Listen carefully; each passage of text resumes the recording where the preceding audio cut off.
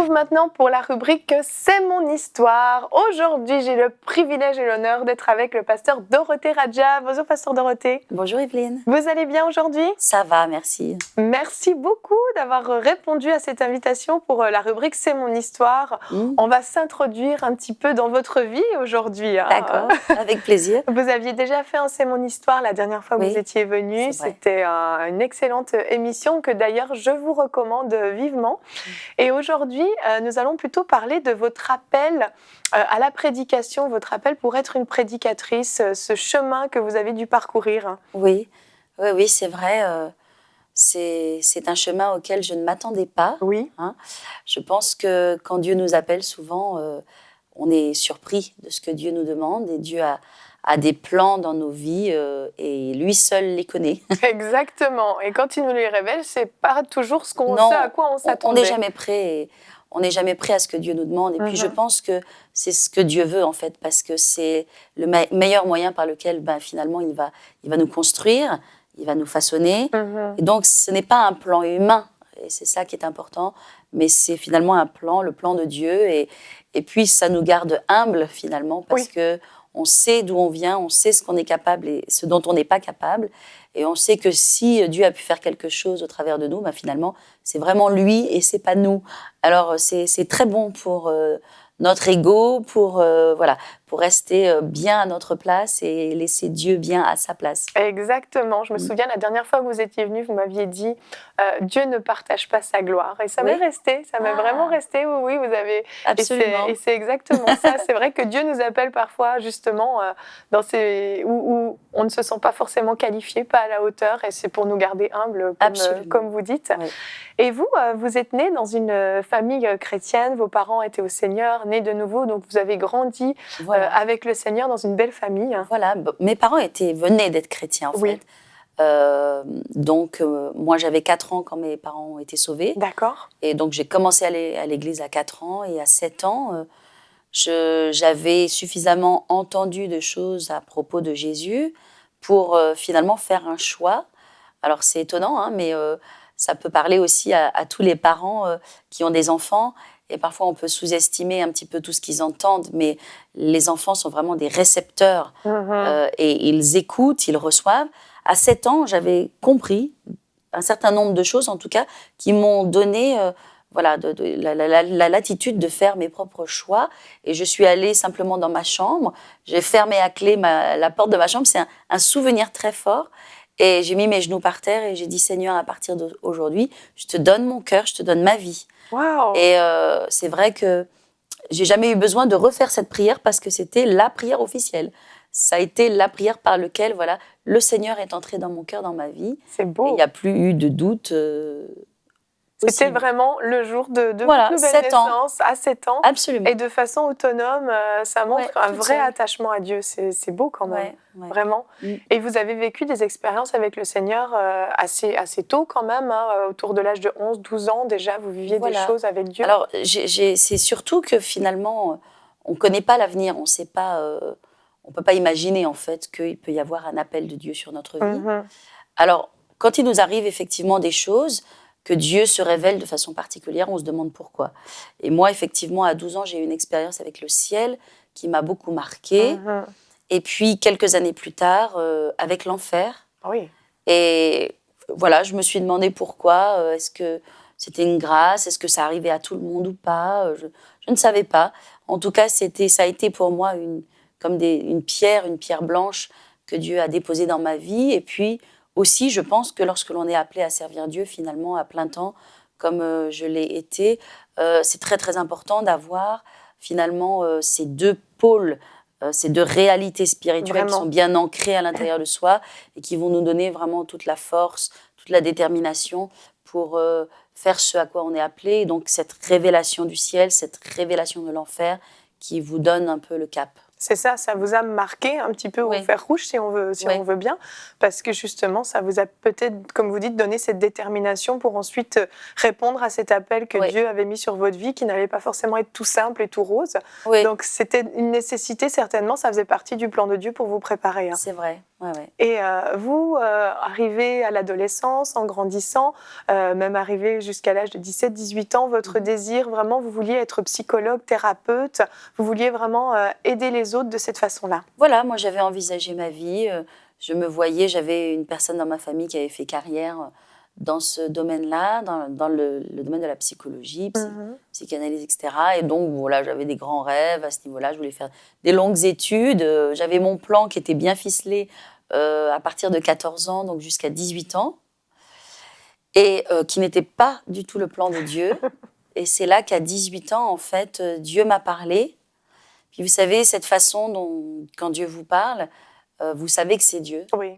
Vous savez que vous savez, et surtout vous savez que c'est Dieu quand vous savez que c'est pas du tout ce que vous aviez prévu et que vous n'avez aucune envie de faire ce que Dieu vous demande. C'est un bon signe en général.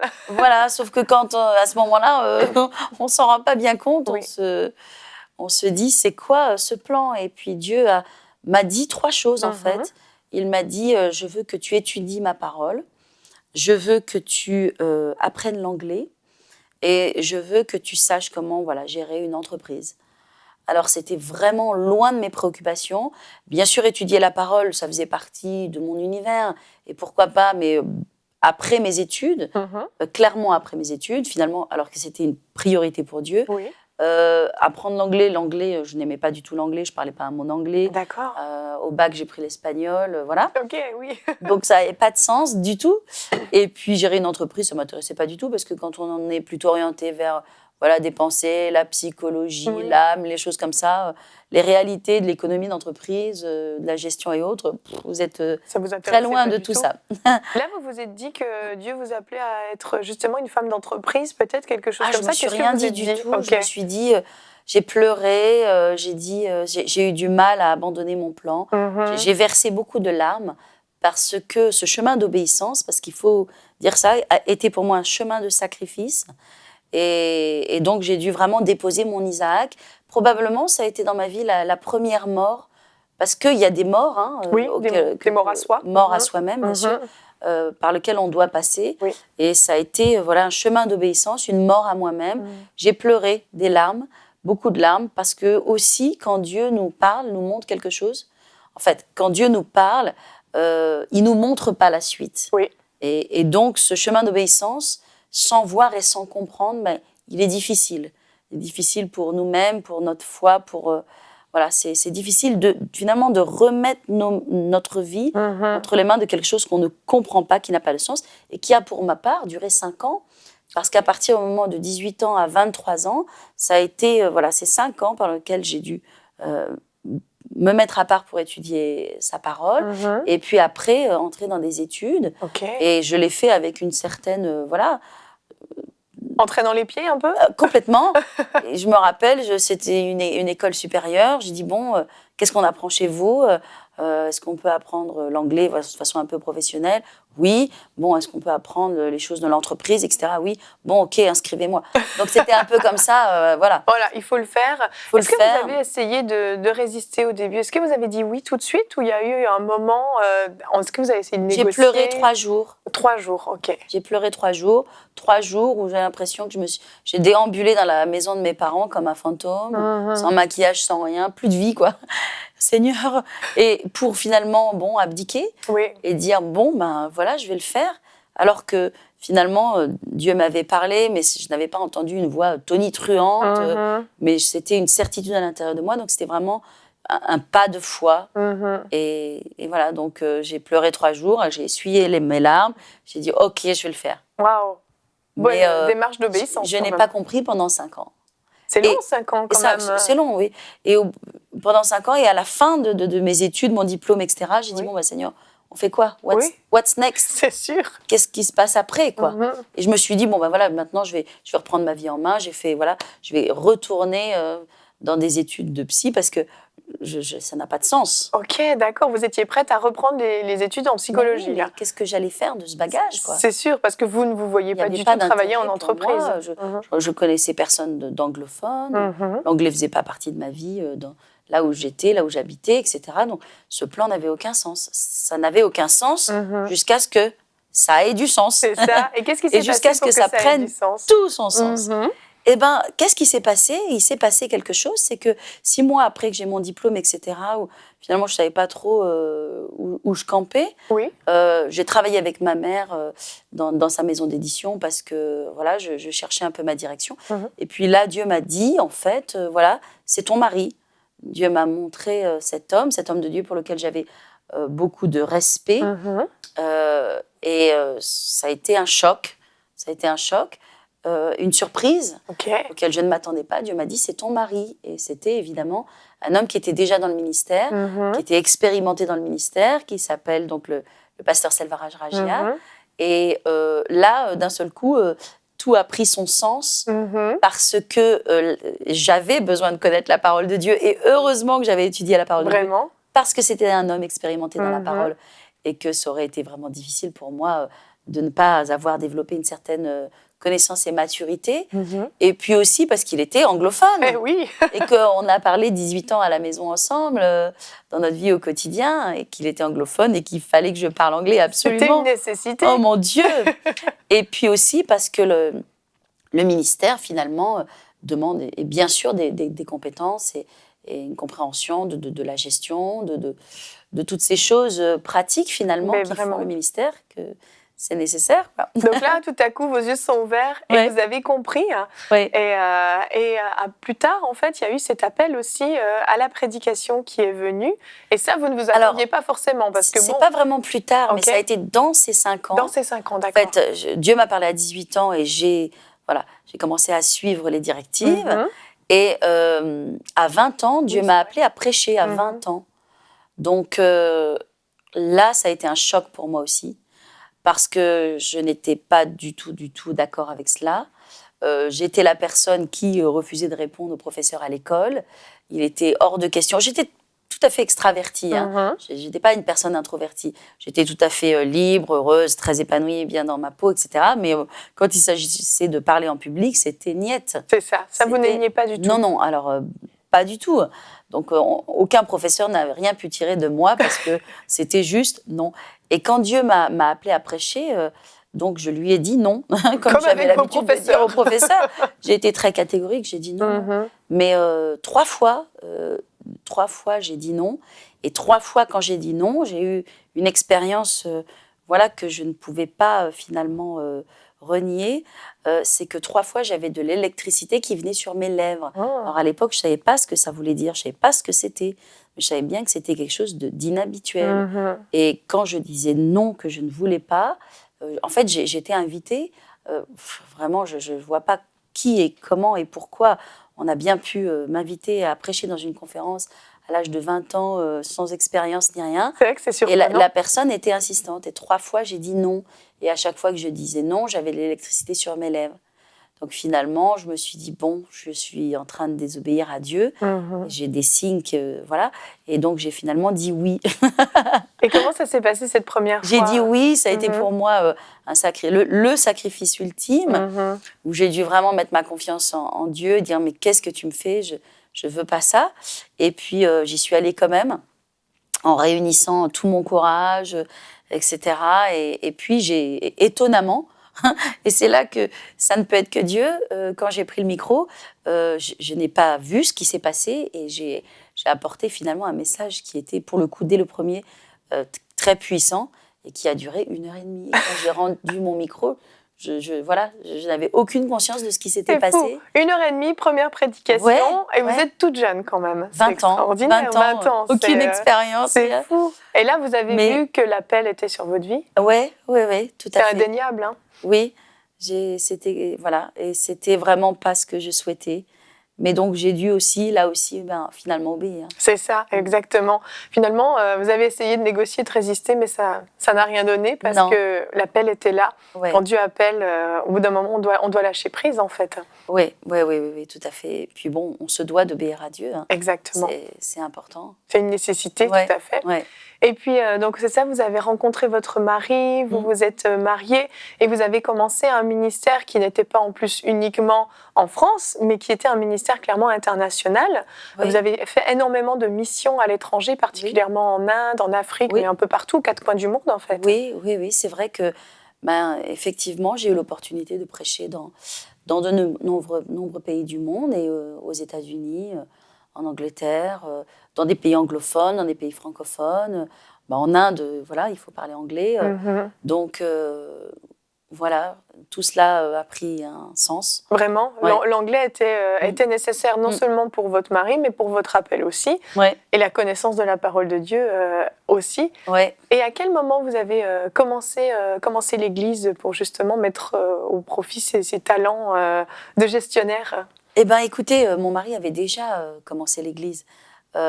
Donc, je me suis greffée à l'œuvre de Dieu et à son ministère. Et puis, voilà, pour prendre ma place petit à petit et puis comprendre que finalement, il avait aussi besoin de soutien et d'aide dans ce domaine-là. Et puis, oui, jusqu'à aujourd'hui, de toute façon, le ministère demande de la gestion. Oui. C'était vraiment nécessaire, d'autant plus qu'il y a eu cet événement quand même où votre mari est parti. Donc, vous avez dû gérer ça toute seule. C'était vraiment important que vous soyez autonome et formé et équipé finalement. Je pense que là, vous l'avez vu encore plus. Oui, c'est vrai que ça fait toute une différence quand on passe de 2 à 1. Oui, vraiment. Et ça a été mon cas. Mais bon, la grâce de Dieu qui a été là aussi. Je pense que dans l'obéissance à Dieu et dans le chemin de Dieu, la grâce de Dieu est là. Et j'ai vu sa grâce parce que ce que j'ai pu faire au travers de ce départ, j'ai vu sa grâce vraiment se manifester. Et sans sa grâce, je n'y serais pas arrivée. Oui. C'est sûr. Hein. Tout ce que l'on est, on l'est par la grâce de Amen. Dieu. Et tout ce que l'on a. Vous savez, je dis souvent cela. Tout ce que j'ai et tout ce que je fais, c'est par la grâce de Dieu. Et je m'en souviens continuellement. Vous avez raison. On sait d'où on part. Vous savez, personnellement, je pense que dans ma vie, dans mon ministère, j'espère, et je le dis humblement, je n'ai pas de fierté et je n'ai pas d'orgueil. Alors, ce n'est pas à moi de le dire. Hein, c'est probablement aux gens qui me connaissent et qui m'entourent, mais je ne pense pas avoir de fierté, d'orgueil ou d'arrogance parce que je sais d'où je viens et je sais ce que Dieu m'a demandé. Et donc, finalement, voilà, on reste très simple. Je me rappelle au début, dans ma vie, dans le ministère, ce n'était pas toujours facile. Il peut y avoir des frustrations, on n'est pas toujours ce que l'on voudrait être. On se sent pas toujours à la hauteur.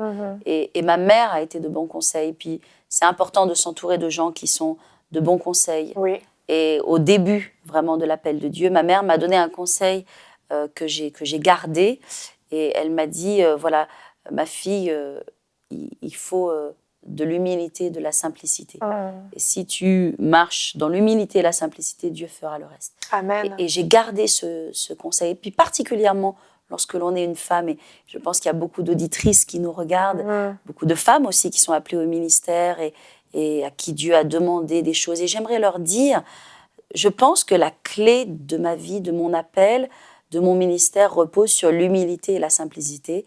Et j'aimerais vous dire, mesdames, surtout parfois dans des pays, dans des nations dans lesquelles le ministère de la femme est combattu, votre défense, votre appel ne va pas être la revendication, surtout pas. Ça n'a jamais été le cas dans ma vie. Je n'ai jamais revendiqué rien du tout. Je n'ai jamais cherché à être et cherché à prouver. Et je vous dis vraiment l'importance de ne pas prouver quoi que ce soit, mais simplement d'être dans toute l'humilité et la simplicité. Et puis finalement, c'est l'appel de Dieu qui doit parler, c'est l'onction sur votre vie qui doit faire la différence. Et ça, l'onction, on ne peut pas la fabriquer. Oui. On ne peut pas la créer. c'est sur votre vie et c'est lié à votre appel. Et on en voit les fruits. Et oui, je peux témoigner d'une grande humilité. Je ne vous connais pas énormément, mais quand vous êtes ici, on s'en rend compte. C'est vrai. Et on est vraiment très, très honorés de vous avoir avec nous. Merci d'être venu nous partager une petite bribe de votre vie qui était vraiment encourageante, je pense, pour les personnes à la maison, ceux qui ont peut-être reçu un appel et qui ont tenté de résister, de voir les fruits de l'obéissance. Et merci pour la francophonie, d'avoir obéi à cette parole de Dieu, parce que vous faites beaucoup de bien à la francophonie. Gloire à Dieu, tant mieux. Merci d'être venue, Pasteur Dorothée.